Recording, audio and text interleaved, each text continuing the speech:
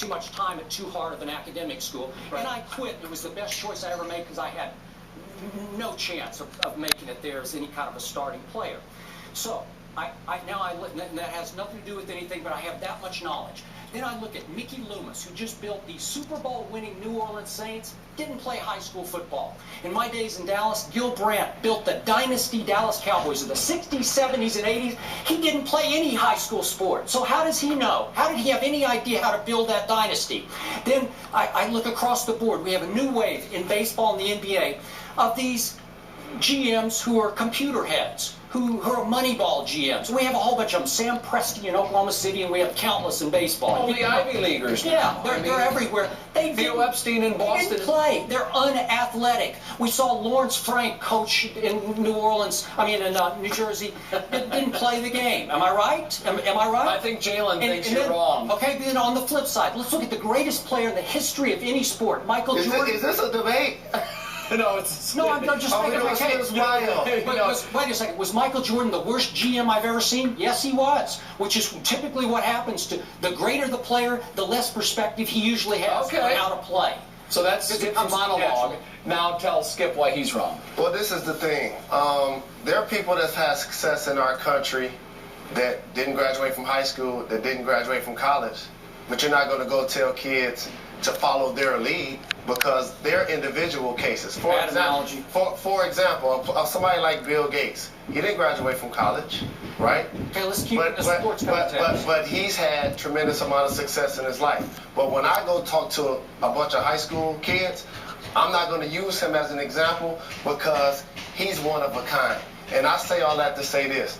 The reason why when you say or you demean other people that's done it is because you don't understand or respect the time, energy, and effort that has gone into being a professional. It's more than just watching the 48 minutes of the game. It's the physical, the mental, the emotional. You can't determine what goes on in the foxhole if you've never been in the foxhole. And the reason why people get on your case about that is because you're insensitive a lot of times to the fact when you say, oh, you know a whole heck of a lot about sitting. Well, I'd rather sit on the Phoenix Suns bench than wonder about how I'm going to pull a hamstring running on the treadmill like you do every day. So that's the difference. And also, you have to be unbiased. We know if LeBron James goes out and scores 59 points in the first quarter and he misses the game-winning shot, you're going to say, oh, he doesn't have the clutch gene.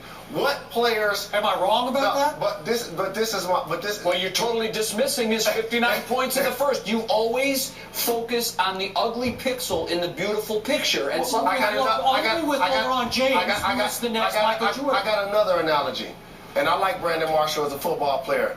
You will say you would take Brandon Marshall's character over Terrell Owens' character, and this man has tremendous off the court and off the field issues. Terrell Owens' issues have been on the field, but yet we know that you don't like T.O., so that you're going to take your opinion personal. Wait a second. If I spent time around T.O., yes, I do. I know him. Yes, I do. Have you spent time around Terrell Owens? No. I spend time with Terrell Owens. I play basketball with Terrell Owens all the time. See, that's another thing. You don't know. That's the whole issue. So you can't necessarily comment on things sometimes that you don't know, buddy. We love you, but... All right. I thought that would be a healthy debate. It was a nice try, and it was. I didn't get a chance to talk. You gave your bio for 30 minutes. And when you play high school basketball, that don't count. Okay. Please. I said it was worth nothing.